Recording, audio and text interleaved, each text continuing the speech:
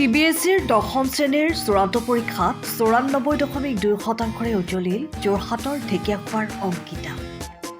সদ্য ঘোষিত CBSEৰ দশম শ্ৰেণীৰ চূড়ান্ত পৰীক্ষাত 94% নম্বৰেৰে তথা তিতাবৰ নবোদয় বিদ্যালয়ৰ ভিতৰতে শীৰ্ষস্থান দখল কৰি সমগ্ৰ ঢেকীয়াখোৱা অঞ্চললৈ গৌৰৱ কঢ়িয়াই আনিছে ঢেকীয়াখোৱা মাজগাঁৱৰ নিবাসী বৈষ্ণৱ দত্ত আৰু জুৰি দত্তৰ জ্যেষ্ঠ সন্তান অংকিতা দত্তই।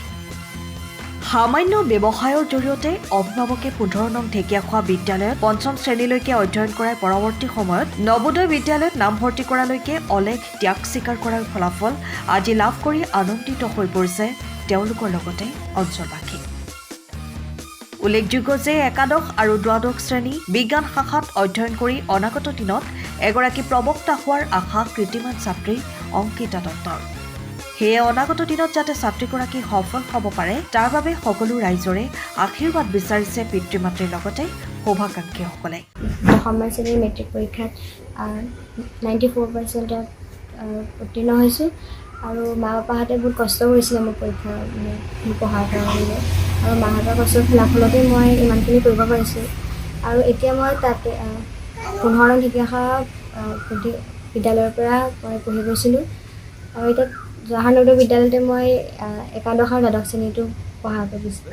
মই এগৰাকী প্ৰবক্তা হ'ব বিচাৰোঁ। মই বিজ্ঞান শাখাত পঢ়িব বিচাৰোঁ। মই জৱাহৰ নবোদয় বিদ্যালয়ৰ আমাৰ সকলো ছাত্ৰ ছাত্ৰীসকলৰ ভিতৰত 1 নম্বৰ আহিছোঁ।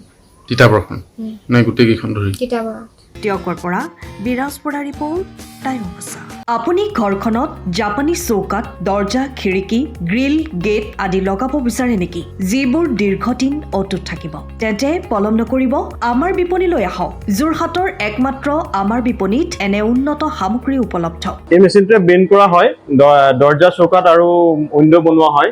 বাকী আমাৰ গেনব্লাইজৰ হয় এইবিলাক। আমাৰ ঠিকনা শ্ৰীৰাম এলুমিনিয়াম চেণ্টাৰ DCB তিনিআলি তৰাজান যোৰহাট 785006। যোগাযোগৰ নম্বৰ 8638967754 অথবা 9401552548। পাল্লা বনোৱা আছে, গেলভেনাইজৰ হয়। এইটো প্ৰেছ ষ্টীল বুলি কয়।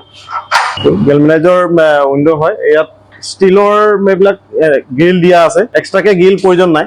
গ্ৰিল চব লাগি গৈছে আৰু এইফালে মস্কিটো নেটো দিব পাৰে। এইটো মস্কিটো নেট, এইফালে বেক চাইডে মস্কিটো নেটৰ পাল্লা আছে। পকাত নি পিনে ঘৰটো আৰম্ভ কৰোঁতে লৈ যাবলগীয়া হয়। তেতিয়া পকাত দি দিলে মানে ইয়াত ঢেলাই সোমাই যাব, মছলা সোমাই যাব। বালি মছলাটো ভৰাই দিলে মানে মজবুত হৈ যাব। ইয়াৰ সময়ৰ খবৰ সময়ত পাবলৈ ফলো কৰক টাইম অৱ